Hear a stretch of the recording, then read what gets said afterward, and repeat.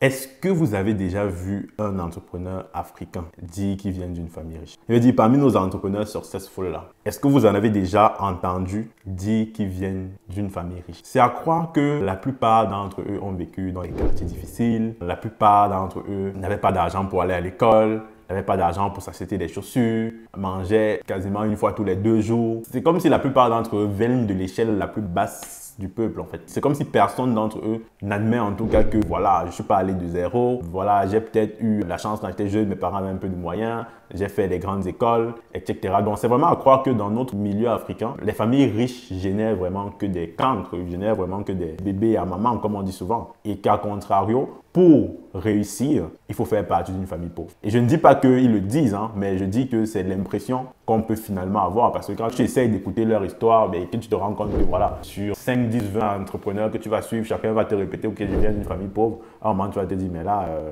je veux dire, si c'est le dénominateur commun de tous ceux qui réussissent aujourd'hui, c'est que peut-être si je ne viens pas d'une famille pauvre, moi, je suis mal parti ». Je sais que les conditions difficiles génèrent des hommes forts, ça c'est sûr. Mais statistiquement parlant, avec autant d'entrepreneurs successful qui se disent être pauvres, je me dis statistiquement parlant, c'est pas possible. Il y en a bien peut-être un qui vient peut-être d'une classe sociale un peu plus élevée. Ou alors peut-être qu'ils ont juste honte de raconter que je ne suis pas parti de zéro. Parce que j'ai vraiment l'impression que plus ils arrivent à transmettre le message qui vient de l'échelle la plus basse de la société, plus ils ont l'impression que leur succès est plus notoire, que leur succès est plus palpable. Et je me dis que peut-être sans se rendre compte, ils ne véhiculent pas le bon message en fait. C'est un sujet comme on le dit souvent où j'ai mis les organes. Donc on en parle après le jingle.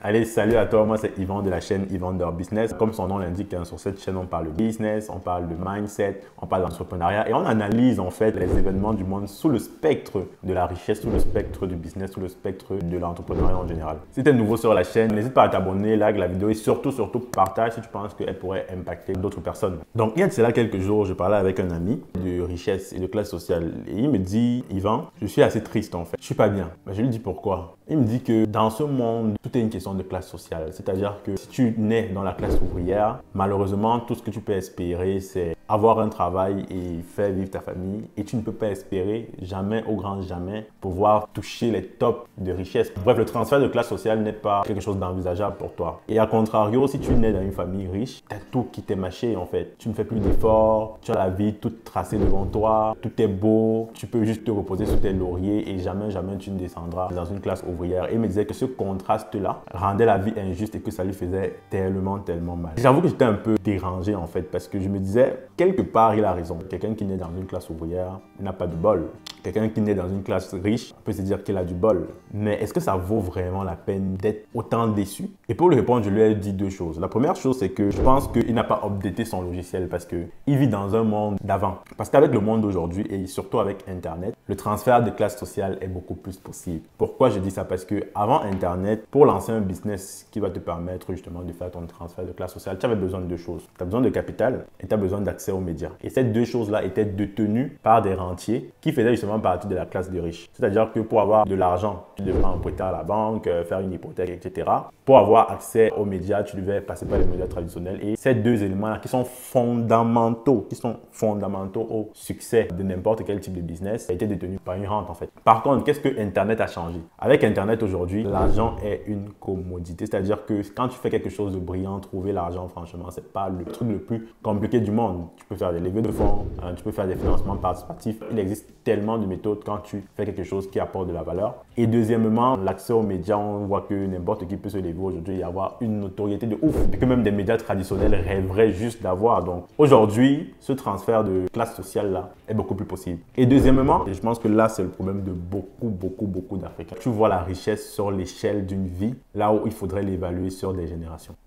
Je répète, beaucoup d'Africains voient la richesse sur l'échelle d'une vie, alors qu'il faudrait l'évaluer sur des générations. La vraie richesse, c'est une question de génération. Et je pense qu'une fois que tu l'as compris, tu deviens tout de suite zen. Pourquoi? Parce qu'on est tous d'accord qu'on ne naît pas tous avec les mêmes chances. Certains naissent dans une famille qui sont à 0, d'autres naissent dans des familles qui sont à 5, d'autres naissent dans des familles qui sont à 20, d'autres naissent dans des familles qui sont à 50. Et donc, partant de ce constat, l'important est juste de jouer sa partition. C'est-à-dire que le travail que toi, tu vas faire dans ta vie pour faire passer ta famille de 0 à 10 est aussi important, voire même beaucoup plus important que celui qui va jouer sa partition pour faire partie de sa famille de 30 à 50. L'important ici, c'est de ne pas être contre-productif. Il ne faut pas utiliser ta vie pour faire dégringoler d'escalier à ta famille. Non, tu dois utiliser ta vie pour faire upgrader ta famille. Et peu importe l'échelle où tu la prends, tant que tu la mets 3, 4, 5, 6, 7, 10 échelles plus haut, tu ajoutes ta partition. Et je dis à Albert que regarde les plus grandes richesses du monde. Tu vas comprendre qu'elles se sont faites sur des générations.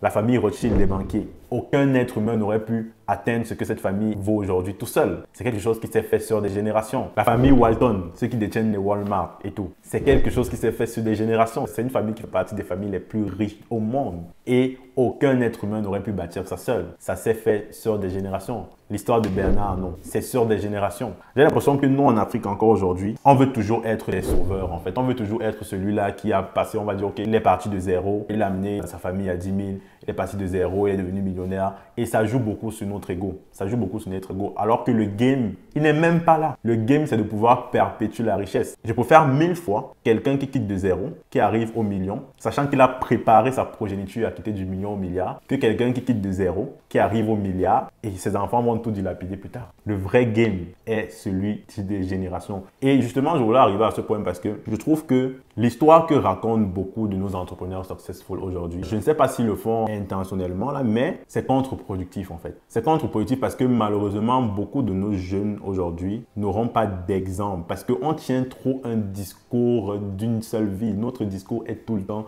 tenu sur une vie. Notre discours se limite à la personne. Notre discours encore cherche les héros, cherche les gens qui sont forts. Tout le monde veut être fort. Alors que la vraie richesse, c'est étape par étape sur des générations. Et malheureusement, si aujourd'hui on ne change pas de discours, si aujourd'hui on ne promeut pas les compétences intergénérationnelles, les compétences de transmission de richesse, malheureusement on va se retrouver avec des enfants plus tard qui vont juste gaspiller nos biens et nos familles. Ben, malheureusement, même si on a construit des châteaux, même si on a construit des empires, ben, ces empires-là vont tous s'effondrer. Et je pense qu'en Afrique aujourd'hui, on a énormément d'exemples d'hommes d'affaires brillantissimes, d'hommes d'affaires que même Bernard Arnault ne voyait même pas son carreau, qui ont construit des empires incroyables, mais qui malheureusement après leur mort, leurs empires se sont juste effondrés, disputes familiales, etc. Et je pense que si on arrive à de telles pertes, à de telles catastrophes en Afrique, c'est parce que malheureusement à l'époque, nos parents n'avaient pas ce discours générationnel en fait. Beaucoup d'entre eux avaient un discours de réussite personnelle sur l'échelle d'une vie. Et je pense que malheureusement, quand je regarde le discours attrayant de beaucoup d'entrepreneurs aujourd'hui sur la toile, on est beaucoup encore dans ce mindset-là. Et malheureusement, si on ne fait pas attention, on risque de faire les mêmes erreurs que nos parents. C'est vrai qu'il est super important de montrer comme exemple des hommes forts qui sont partis de zéro et qui ont bâti des empires, mais je pense qu'il est d'autant plus important aussi de présenter des personnes, peut-être même certains d'entre ces entrepreneurs en font partie, de présenter des personnes qui partent de quelque chose et qui multiplient la richesse de nos parents en fait. Je pense que la survie même de la prospérité même de notre continent, c'est pourquoi beaucoup de personnes se battent, en dépend. Allez, je te laisse sur cette réflexion-là. C'était vraiment super important pour moi d'aborder ce sujet parce que je pense que c'est quelque chose qui manque beaucoup dans notre univers entrepreneurial et qui pourtant est fondamental pour le combat qu'on mène aujourd'hui. Dis-moi ce que tu en penses. Est-ce que tu penses que sur cette réflexion-là, j'ai mis le point sur ce qu'il faut ou alors est-ce que tu penses que j'ai plutôt fait fausse route? C'est vraiment un bonheur pour moi de lire les commentaires après chaque vidéo. Allez, je te dis à très bientôt pour la suite.